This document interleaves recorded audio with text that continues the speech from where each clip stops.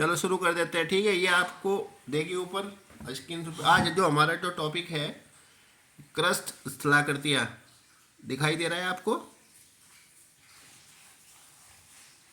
इसका देखिए आपको इसका मतलब क्या होता है। क्रस्ट का मतलब यानी भूगर्भ के अंदर जो भाग है, पृथ्वी के अंदर के जो भाग है उसको हमने क्रस्ट का लैंड फॉर्म का नाम दिया है।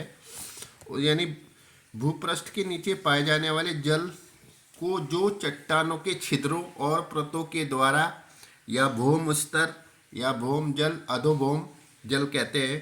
यानी जो जल पृथ्वी के अंदर धीरे धीरे रिस रिस कर नीचे जाता है उसको हमने क्रस्ट स्थलाकृतियों के माध्यम से उसे भौम स्तर का नाम दिया गया है। तो यह आप सामने आपके स्क्रीन पे है, इसको देखते रहना। यह उस वर्षा के जल से भिन्न होता है जो भूपृष्ठ पर सरिताओं के द्वारा बहकर निकलता है। तो इसका कहीं ना कहीं जो संबंध है, आपने कभी कभी किसी भी पहाड़ों के अंदर जो गुफाएं होती हैं, कंदराएं होती हैं, उसके अंदर जो जल टपकता रहता है, रिश्ता रहता है, उस जल को हमने भौम स्तर या अधो स्तर या भूमिगत जल का नाम दिया है। तो उसी से संबंधित ये आप आज हमारा जो टॉपिक है ये है। तो ये जल इन रूपों में मिलता है, जैसे उल्का जात जल, यानी ये आकाशीय जल भी कहते हैं, जो वर्षा के द्वारा या बर्फ के द्वारा पिघलकर पृथ्वी के अंदर चला जाता है, तो उसे उल्का जात जल कहते हैं। दूसरा जो पॉइंट्स इसमें दिया है सहजात जल।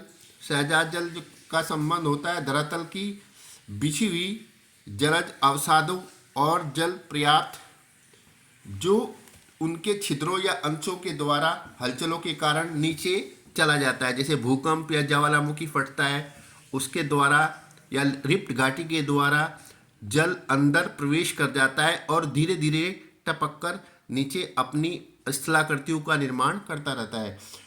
और तीसरा जो पॉइंट इसमें दिया है मैग्मा जल। मैग्मा का जो संबंध होता है ज्वालामुखी से होता है, यानी ज्वालामुखी क्रियाओं के द्वारा चट्टानों के घनीभूत होने के कारण उन दरारों में जो जल इकट्ठित हो जाता है और जो वाष्प के रूप में जब चट्टानें या अवसादी जो हैं ज्वालामुखी वो फटती है और उसकी क्रियाओं के द्वारा लावा के रूप में बाहर निकल कर आ जाता है।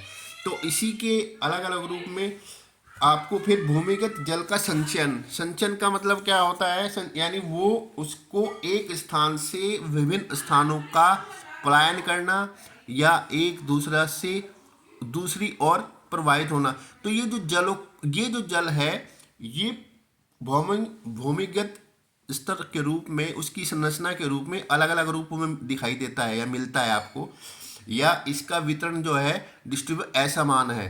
कहीं पर ये वर्षा के रूप में मिलेगा, कहीं पर आपको हिमानी के रूप में मिलेगा, बर्फ के रूप में मिलेगा, या चट्टानों की संगतता, वनस्पति आवरण, वायु की शुष्कता, भूमिगत जल की आदि कारणों के द्वारा आपको ये दिखाई देता है। या तो उसी के आधार पर जिस प्रकार पृथ्वी के 3 जोन हैं, उष्णकटिबंधीय, शीतोष्णकटिबंधीय और शीतकटिबंधीय, वो पृथ्वी के ऊपरी जोन है। अब उसी तरीके से पृथ्वी के आंतरिक जोन के रूप में इसे 3 रूपों में बांटा गया है, जो आपको सामने ये डायग्राम आपको दिखाई दे रहा है, इस पर ध्यान रखना।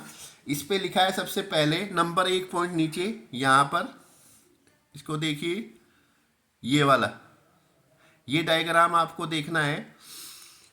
तो इस पे सबसे पहले लिखा है असंतृप्त क्षेत्र या नॉन स्टैंडर्ड जोन। इसका क्या मतलब क्या होता है, यानी भूतल के नीचे का वह जो क्षेत्र जहाँ पर पानी वर्ष भर नहीं पाया जाता, यानी ऊपर वाला भाग जहाँ डॉट डॉट लिखा है, ये अस्थायी लिखा है पॉइंट, ये वाला पॉइंट यहाँ पर, तो पानी रिस रिस कर गहराई तक पहुँच जाता है। वर्षा काल में भी इस पट्टी में चट्टानें भीगती तो हैं, किंतु जल के भंडारण ऐसी पट्टी नीचे चली जाती है और जो पानी पूर्णतः से उन लाइमस्टोन वाली चट्टानों के अंदर चला जाता है और फिर वाष्पीकरण होकर उड़ जाता है। तो यहाँ पर ऐसा क्षेत्र है, इसको हमने असंतृप्त जोन का नाम दिया है। तो यहाँ पर पानी की मात्रा है बाद में सूख जाती है वाष्पीकरण के कारण। अब तीसरा जो पॉइंट है,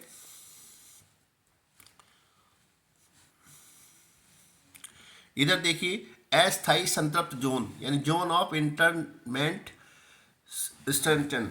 तो इसमें आप देखिए असंतृप्त के ठीक, जो आपको उसके वाला जो डायग्राम था उसके नीचे, असंतृप्त के ठीक नीचे का जो भाग है, यानी वर्षा ऋतु में चट्टानों में जल पाया जाता है। जैसे ही वर्षा होगी उस क्षेत्र में चट्टानों में जल पाया जाता है, और जो जो जल वहाँ पर रुक जाता है वो धीरे धीरे 4 से 5 सप्ताह या 1-2 महीने के बाद धीरे धीरे वो टपक टपक कर नीचे चला जाता है, और फिर उसी क्षेत्र को हमने अस्थायी, और फिर बाद में वो समाप्त हो जाता है। फिर तीसरा जो पॉइंट है, तीसरा पॉइंट अस्थायी अस्थायी संतृप्त क्षेत्र।